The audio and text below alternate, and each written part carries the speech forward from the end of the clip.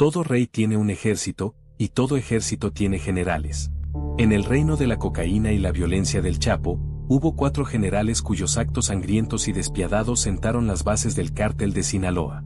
Sin embargo, con el Chapo capturado y tras las rejas, ¿qué pasó con estos hombres? ¿Compartieron un destino similar al de su líder o siguen activos en la clandestinidad? Vamos a descubrirlo, quédate hasta el final del video para conocer estas alucinantes historias. Manuel Aponte Alejandro Gómez Díaz, en el cártel, también era conocido como El Bravo, un miembro disciplinado y de alto rango del cártel de Sinaloa. Su historia parece digna de la gran pantalla. A diferencia de otros sicarios de El Chapo, Aponte no comenzó su vida como un marginado de la sociedad. Nació el 10 de diciembre de 1974 en Chilpancingo, Guerrero, México, y decidió unirse a las Fuerzas Armadas Mexicanas. Sí, aunque parezca increíble, entre los años 2000 y 2006, Aponte sirvió en el ejército mexicano antes de convertirse en sicario, narcotraficante y lugarteniente de El Chapo. Este traicionero cruce de camino sucedió cuando Aponte fue enviado en una misión por las Fuerzas Armadas para localizar a El Chapo. Sin embargo, al encontrarse con el líder del cártel de Sinaloa, El Chapo lo sobornó para que trabajara a su lado.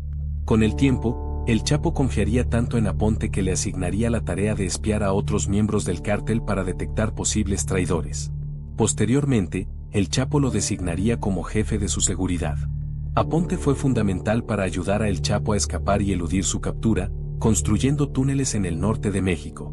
Fue Aponte quien permaneció a El Chapo siempre un paso adelante del ejército mexicano.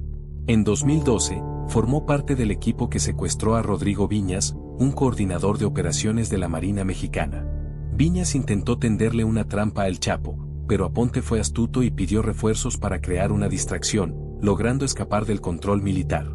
Cuando El Chapo fue capturado por segunda vez, en febrero de 2014, fue un duro golpe para el dominio del cártel de Sinaloa.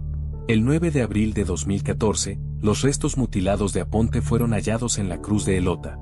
Alejandro había sido torturado y recibió varios disparos. Aunque su asesinato nunca ha sido esclarecido, todo apunta a que fue obra de miembros del cártel a quienes Aponte había espiado en algún momento. José Antonio Torres, alias Marrufo, no es muy conocido por el público en general, pero todos en el mundo del narcotráfico recuerdan al despiadado Marrufo. También conocido como El Jaguar, Marrufo era el principal sicario de El Chapo y su principal ejecutor. Su responsabilidad consistía en supervisar el traslado de drogas desde Juárez, México, hacia los Estados Unidos. Este era un trabajo sumamente arriesgado, ya que Juárez ya tenía un cártel establecido, y El Chapo estaba invadiendo su territorio. Gran parte de la historia del Jaguar está envuelta en misterio, pero los registros oficiales muestran que Marrufo siempre estuvo vinculado al narcotráfico antes de unirse al cártel de Sinaloa. Operaba principalmente en la región de Villa Ahumada, en el norte de Chihuahua, un estado de México. Torres también era un traficante de Juárez que pagaba un tributo al cártel de Juárez a través de una policía estatal. Nadie puede afirmar con certeza cómo o cuándo El Chapo conoció y reclutó a Marrufo. Solo se sabe que, en algún momento a mediados de la década del 2000, El Chapo decidió reclamar las rutas de contrabando del cártel de Juárez y confió en Marrufo para liderar el proceso.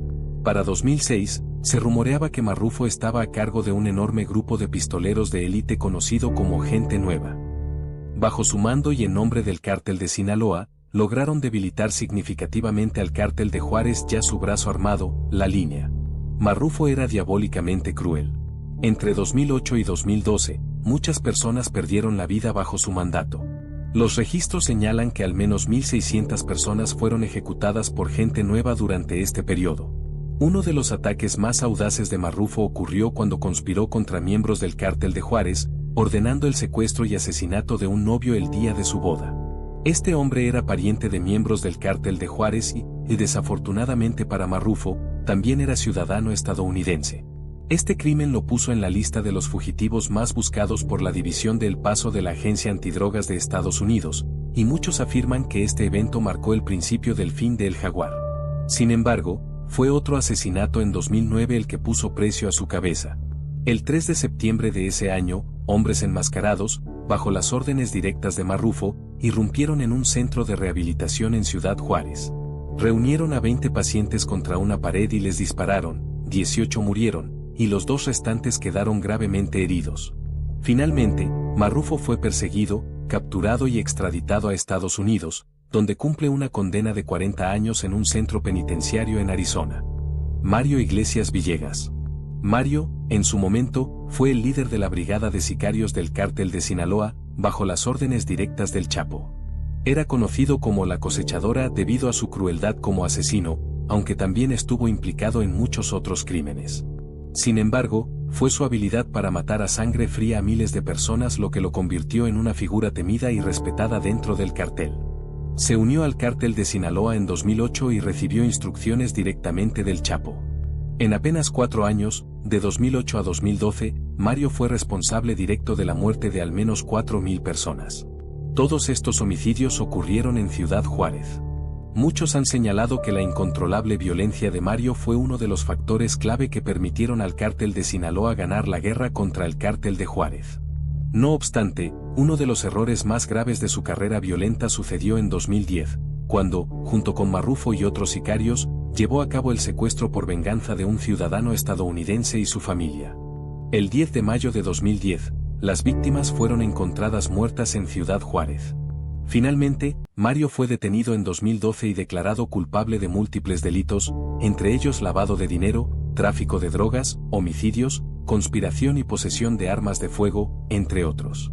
Quizás debido a su naturaleza brutal, Mario no parecía contar con amigos leales, ya que durante su juicio fueron sus propios subordinados y compañeros quienes testificaron en su contra. Algunos de ellos incluso habían participado en secuestros y asesinatos, pero preferían hundir a la cosechadora antes de incriminarse a sí mismos. Mario fue condenado a cadena perpetua el 3 de marzo de 2022 por un tribunal estadounidense y se le impuso una multa de $100.000 por su participación en las actividades del cártel. Orso Iván Gastelum. Orso Iván Gastelum, también conocido como El Cholo, era el hombre de confianza del Chapo, su teniente más leal, y uno de los asesinos más peligrosos del narcotráfico en México. El Cholo era el principal ejecutor del Cártel de Sinaloa, el líder del escuadrón de sicarios y el responsable director de la mayoría de sus operaciones violentas, así como de la gestión de sus recursos ilícitos. Sin embargo, su violencia desenfrenada lo hizo destacar.